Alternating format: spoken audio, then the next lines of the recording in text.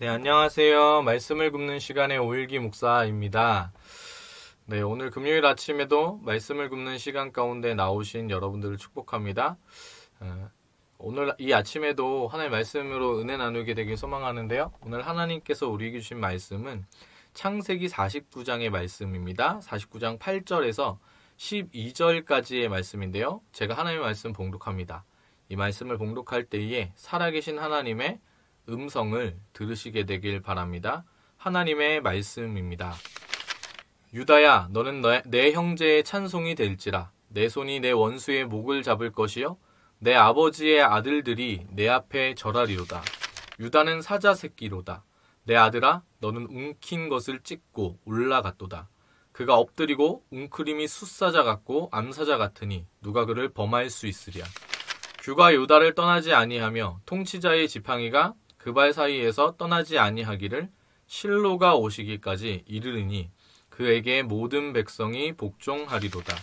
그의 나귀를 포도나무에 매며 그의 암나귀 새끼를 아름다운 포도나무에 맬 것이며 또 그 옷을 포도주에 빨며 그의 복장을 포도즙에 빨리로다.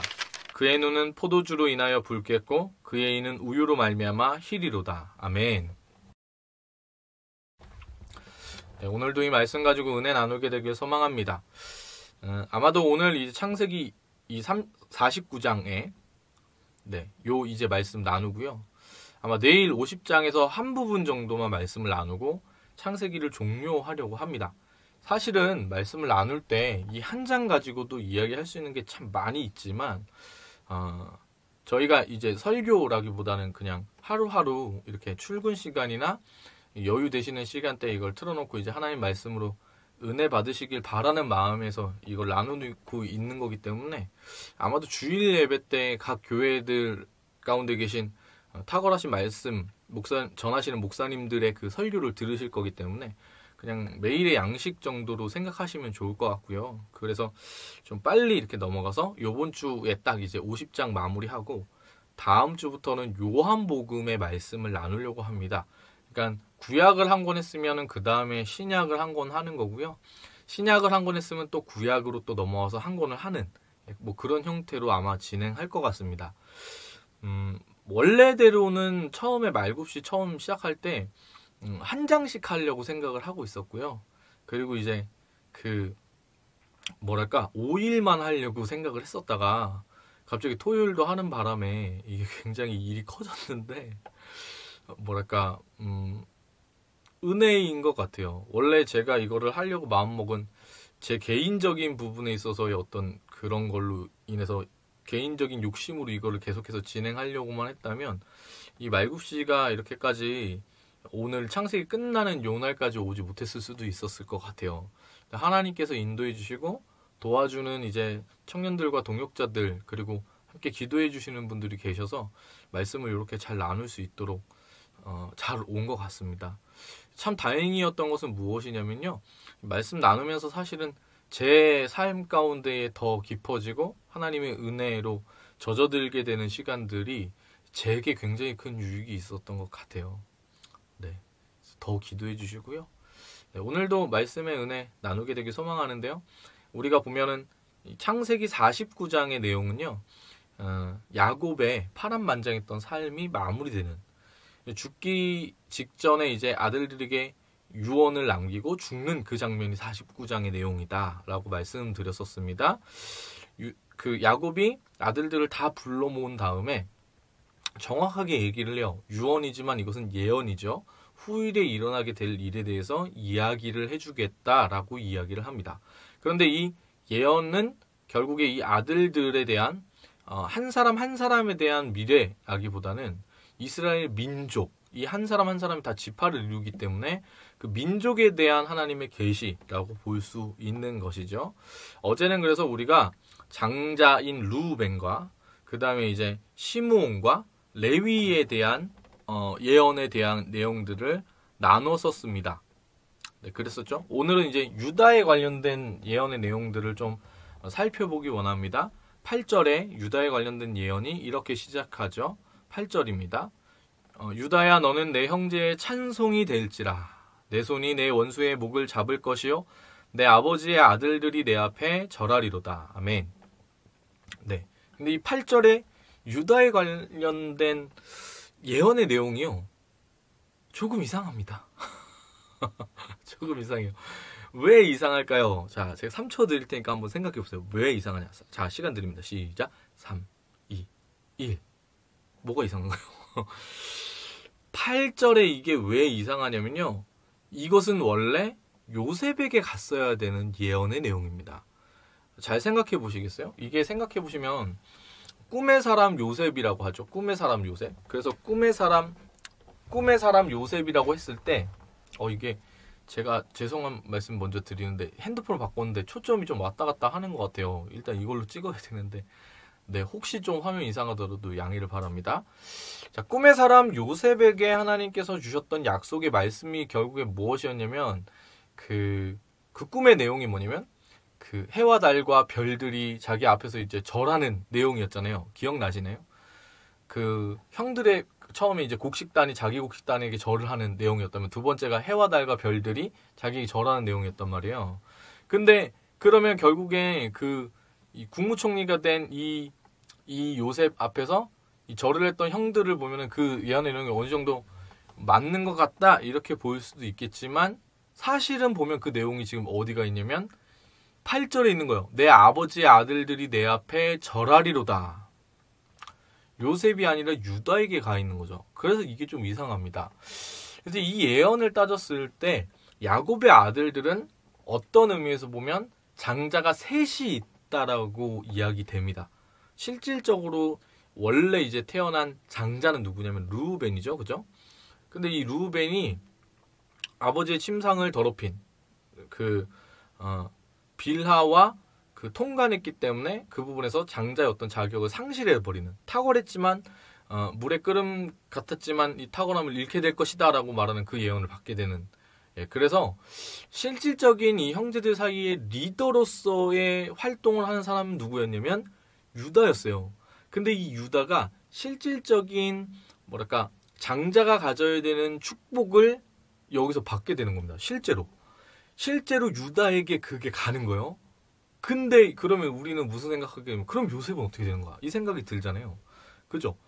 요셉이 받았어야 되는 그 실질적인 그 라인에 그거를 요셉이 안 받고 유다가 받은 거예요. 그럼 요셉은 뭐냐? 요셉도 그런 부분에서 장자의 특권을 누립니다. 그것은 무엇이냐?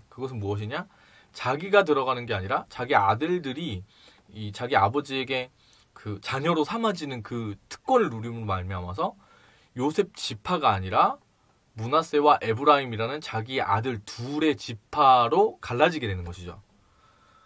그러니까 두 배를 누리게 되는 거죠. 그래서 사실 이 장자라 했을 때 그 장자에 얘기될 만한 사람이 셋이 있는 거예요. 요셉도 그 은혜를 누리는 거고 유다도 그 가운데 실질적인 가장 중요한 위치를 딱 차지해버리게 되는 거예요. 어떻게 보면 요셉이 독식할 수 있었는데 그렇게는 안 가고 이 유다가 이거를 누리게 되는 거죠. 근데 이것이 요셉 입장에서 보면 좀 억울할 만한 일이지만 이게 왜 이렇게 됐을까를 생각해 보면은요 이유가 없습니다. 그 정답이 두 개가 있는 건데 첫 번째는 이유가 없대요. 그냥 이거는 하나님의 선택이에요. 하나님께서 유다를 선택하신 거예요. 근데 이것을 볼 때 요셉 입장에서는 억울한 일 아닙니까? 루벤 입장에서는 억울한 일 아닙니까? 이렇게 얘기할 수 있어요. 제가 어제 그 부분 좀 말씀드렸었죠. 근데 하나님께서 우리의 삶 가운데에 일을 행하실 때에 그것은 모든 부분에서 완벽하게 공평한 겁니다. 이 개념을 잘 모르잖아요. 그럼 신앙생활이 힘들어지기 시작합니다. 왜냐면 우리 거의 대부분이 하나님이 너를 사랑하셔 이렇게 얘기했을 때 거의 많은 수의 사람들이 나 사랑하시지 그럼 머리로 압니다 그걸. 근데 우리가 옆에 있는 사람을 볼 때 하나님이 얘를 사랑하신다는 건 100% 확신합니다. 야, 하나님 너 사랑하신다니까 이렇게. 너는 인생이 이렇고 저렇고 뭐 이렇잖아 이렇게 얘기할 수 있어요.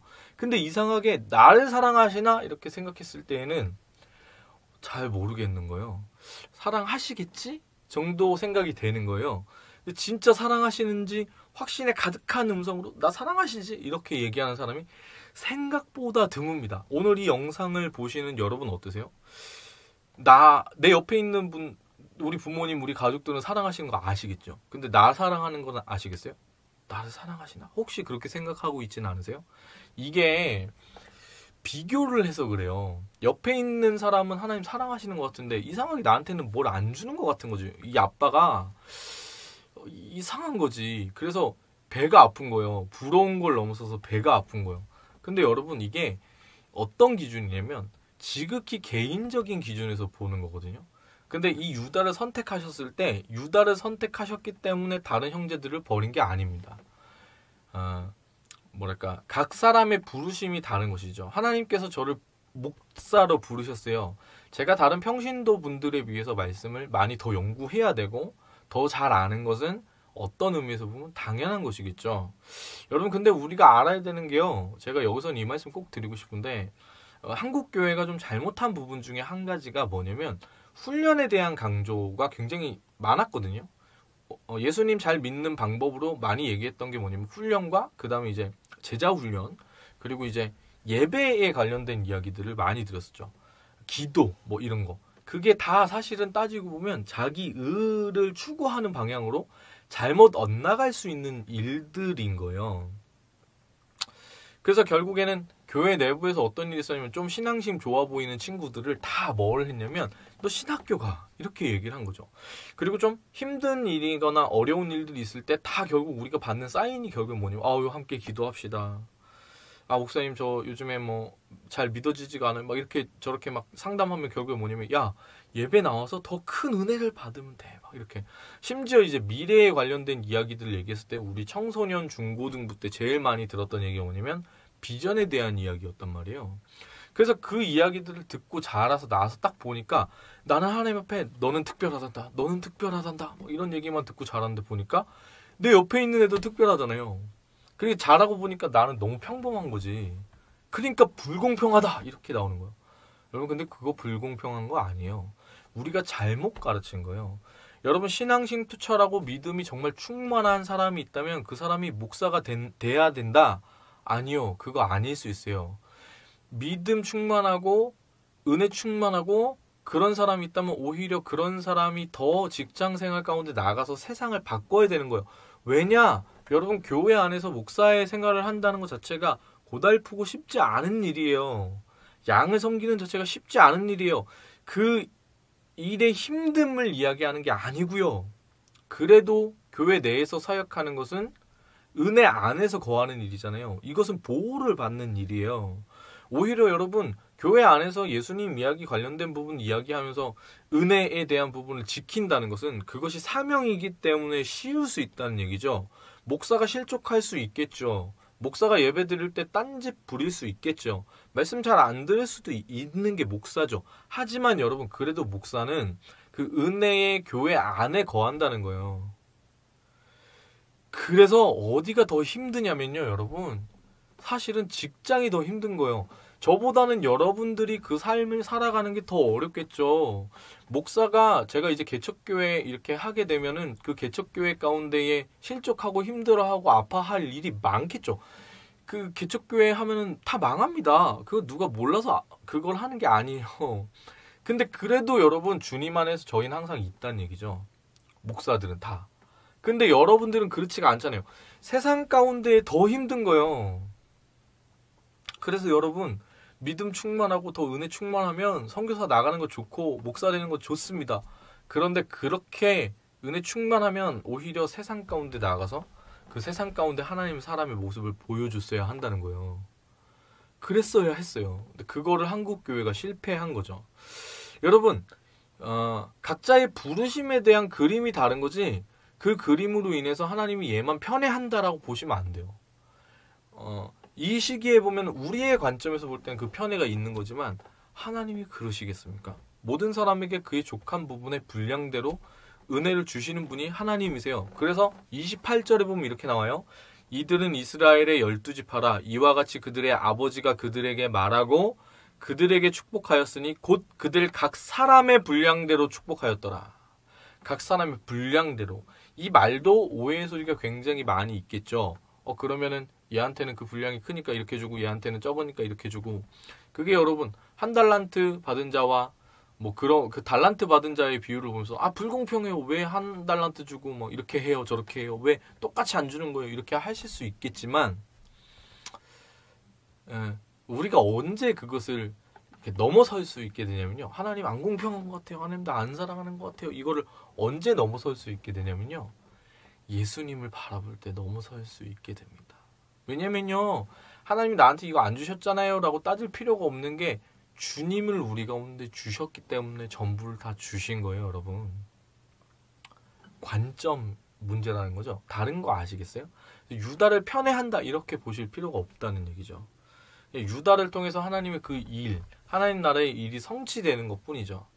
그리고 다른 그 지파에 있는 사람들도 이 유다의 자손을 통해서 그 가운데 참여하게 되는 것이죠. 그러니까 유다 지파만 구원을 받았다. 이러면 편애가 되겠지만 그렇지 않잖아요. 네, 그 관점에서 보시면 될 것 같아요. 이게 혹시 여러분 삶 가운데 여러 가지 고민들 중에 하나였을 수 있어요. 여러분 제가 저를 바라볼 때도 제가 늘 말씀드리잖아요. 연약하고 부족한 게 너무 많았어요. 주변의 사람들을 보면 다 저보다 잘나 보였다니까요. 근데 하나님의 은혜가 임할 때 알게 돼요. 은혜는 하나님이 나를 사랑하신다는 것을 고백하게 하는 게 은혜거든요. 그러면은 그 안에 있었던 여러 가지 산처럼 쌓여 있었던 것들이 눈 녹듯이 녹아지게 되는 거예요. 누구를 만날 때 녹아집니까?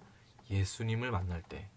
여러분 오늘 이 유다에 관련된 내용은요. 결국에 유다 지파에 대한 축복의 내용이지만 그 가운데 예수 그리스도에 대한 예언이 들어가 있는 장면이잖아요. 보면 이렇게 써 있어요. 9절에 사자 새끼로다. 유다는 사자 새끼로다. 내 아들아 너는 움킨 것을 찢고 올라갔도다. 그가 엎드리고 웅크림이 수사자 같고 암사자 같으니 누가 그를 범할 수 있으랴. 자, 원수의 목을 잡는다고 8절에 얘기했는데 이 내용을 결국에 보면은 누가 이 가운데 유다 지파를 통해서 온다는 것을 볼 수 있냐면 예수님이 오시는구나 이것을 알 수 있습니다. 10절에 규가 유다를 떠나지 아니하며 규는 호를 얘기하는 거예요. 통치자의 지팡이가 그 발 사이에 떠나지 아니하기를. 자, 실제 그 일이 이루어지는 것이 유다 지파 가운데 10왕의 대표라고 불리우는 다윗이 나타나게 되는 것이죠. 자, 그 다음에 실로가 오시기까지 이르리니. 자, 실로 메시아께서 예수님께서 오시기까지 이른다라고 말씀하시는 겁니다. 자, 그래서 이 유다 집회를 통해서 예수님께서 우리 가운데 오시게 되는 것이죠. 여러분, 주님에 대해서 어떻게 생각하세요? 신앙생활은 예수님과 어떤 관계냐에 대한 부분이라고 말씀드렸잖아요. 우리 주님 어떤 분이시냐면 죽을 수밖에 없는 우리, 원수에게 오히려 목이 잡혀서 살아가던 우리. 여러분, 예수님을 만나기 전에 우리의 삶은 족쇄에 갇혀 있고 다른 사람들의 말에 항상 지배를 받고 내가 내 스스로 망치는 삶을 살아가는 것이 우리입니다. 왜냐하면 선함이 없고 하나님과의 관계가 끊어졌기 때문에 그렇습니다. 이것은 고와 같은 삶을 살아가는 것이라고 말씀드렸죠. 아버지가 없는 거예요. 그래서 늘 자기가 고민하고 자기 힘으로 살아야 되고 내 생각과 내 판단으로 내 삶을 이끌어 가야지만 생존을 할 수 있는 거예요. 늘 위협 가운데 있는 것이죠. 두 발을 뻗고 자지를 못하는 거예요. 그런데 여러분, 예수님께서 우리 가운데 오셔서 우리의 참된 원수인 사단의 그 모든 사망의 권세를 자랑하던 사단의 괴계를 다 물리치고 끊어버리고 이기신 것이죠. 사망을 이기신 것이죠. 그래서 그 죽음 가운데 우리를 건져내신 것입니다. 아멘. 여러분, 이것이 그래서 구원이라고 하죠. 근데 왜 이것이 우리에게 구원이 되느냐, 건져낸 바 되느냐라고 물어본다면 세상 가운데 살아갈 때인 죄의 지배 가운데 있는 이 세상 가운데 우리가 경험하는 건 지옥밖에 없거든요. 분열되는 것, 그 다음에 고통스럽고 분노와 수치가 가득한 것, 그 모든 분노와 수치를 예수님께서 해결해 주신 것입니다. 그 모든 죄의 문제를 예수님께서 해결해 주신 것이에요. 그래서 원래 아버지가 없던 우리 가운데 아버지이신 하나님을 찾아주신 것이죠. 그분과 우리의 사이가 죄로 인해서 단절되고 싸우는 관계였는데 예수님께서 오셔서 화목하게 하신 것입니다. 그래서 이제는 하나님 손 붙잡을 수 있는 거예요. 자, 그럼 여기 포인트는 뭐냐? 그 일을 행하신 예수 그리스도를 붙잡는 것입니다. 그 일을 행하신 예수님의 그 십자가 늘 바라보는 것이고요. 그래서 결국에는 나를 자녀로 삼으신 하나님 아버지와 늘 동행하게 되는 것이죠. 여러분 오늘 복된 한 날 살아가실 때에 그 예수님을 다시 한번 바라보게 되길 소망합니다. 우리는 원래 선함이 없었던 거예요. 우리가 살아갈 때 언제 힘드냐면 내가 선한 존재인 것 마냥 착각할 때 힘듭니다. 여러분 우리는 원래 죄인이죠. 그런데 예수님께서 우리를 건져주셔서 이제는 의롭다 칭함받은 우리가 예수님과 같은 삶을 살아가길 소망하게 되는 겁니다. 그 은혜에 대한 보답과 감사로 그렇게 살아가기를 소망하게 되는 것이죠. 오늘도 복된 한 날 살아가길 소망합니다. 우리가 예수님, 이 유다에게 이렇게 주어진 그 예언의 핵심은 제가 볼 때는 예수님이거든요. 유다에게 몰빵해가지고 이렇게 막 되게 많은 은혜를 몰아주신 것처럼 보이지만 결국에 이 축복의 내용은 우리를 향한 내용입니다. 오늘 그 예수님, 그 하나님과 동행하시겠습니까? 우리를 위해 전부를 주신 하나님의 그 사랑. 사랑이 여러분 앞에 있습니다. 이 영상을 보신다면은 이 관련된 부분의 말씀에 대한 메시아에 대한 구원에 대한 내용을 모르시지 않을 거란 말이죠. 예수님에 대한 이야기를 들으셨잖아요. 앞에 있어요. 선택하는 거예요. 내가 그 사랑을 잡을 것인가? 아니면 내게 임했고 내가 알매도 불구하고 과거에 거했지만 그 사랑 가운데 내가 오늘도 떠날 것인가? 받아들일 것인가 말 것인가? 그에 대한 부분을 선택해야 한다는 것이죠. 무엇으로 선택하냐? 믿음으로 선택하는 겁니다. 여러분 우리 가운데 믿음이 있을 때 그 예수님을 붙잡게 되는 줄 믿습니다. 그 예수님 손 붙잡고 오늘 하루 살아가게 되는 줄 믿습니다. 그 주님이 동행할 때에 그 사랑이 우리 가운데 올 때에 우리의 삶의 변화가 일어나게 되는 것이죠. 여러분 그런 복된 한 날 살아가는 저와 여러분 되었으면 좋겠습니다. 축복합니다. 오늘 하나님께서 우리에게 주신 찬양 나누기 원하는데요. 약할 때 강함 되시네. 네, 약할 때 강함 되시네 라는 찬양 아시죠? 약할 때 강함 되시네. 함께 찬양하기 원합니다. 제가 참 너무 좋아하는 찬양인데요. 이 찬양 함께 나누면서 가사를 보셔도 그 내용이 딱 써 있어요. 얼마나 감사합니까? 우리 예수님 믿게 된 것이. 약할 때 강함 되시네 나의 보배가 되신 주. 아멘. 2절 가사가 이래요. 십자가 제사하셨네 주님의 이름 찬양해 주 나의 모든 것. 쓰러진 나를 세우고 나의 빈잔을 채우네 주 나의 모든 것. 그 십자가의 사건 바라볼 때 고백하는 거예요. 주 안에 있는 보물은 나는 포기할 수 없습니다. 그 고백 다음에 일어나는 일은 예수님을 경배하는 겁니다. 예수 어린 양 존귀하니라. 그분을 찬양하는 것이에요. 여러분 우리의 삶 가운데도 유다의 이름이 찬송이란 뜻이잖아요. 찬양이 가득한 삶이 되길 소망합니다. 함께 찬양할까요?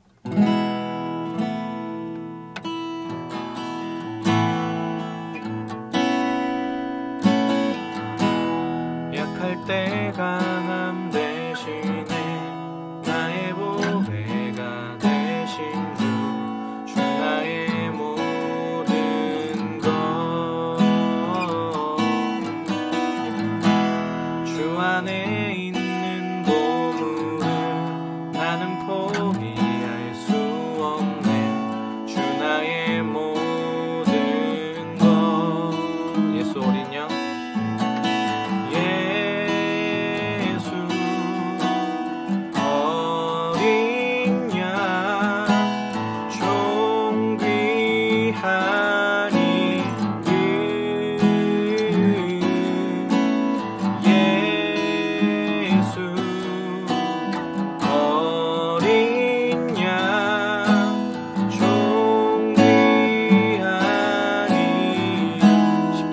죄사하셨네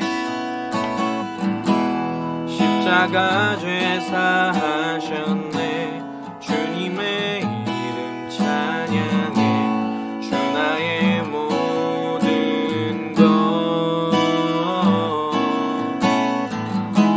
쓰러진 나를 세우고 나의 빈잔을 채우네 주 나의 모든 것. 아멘. 예수 어린 양 예수 어린 양 존귀한 이름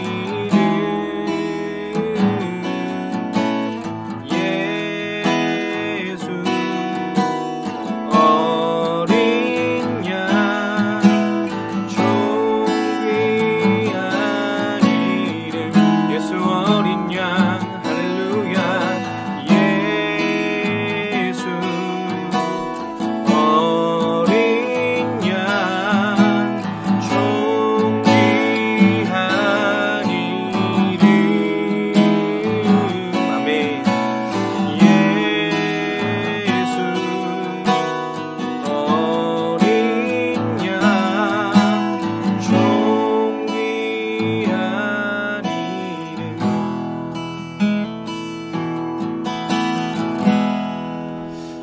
주님, 오늘도 우리가 복된 한 날 살아갈 때에 사랑의 주님, 예수님이 우리 삶 가운데 존귀하신 분이십니다.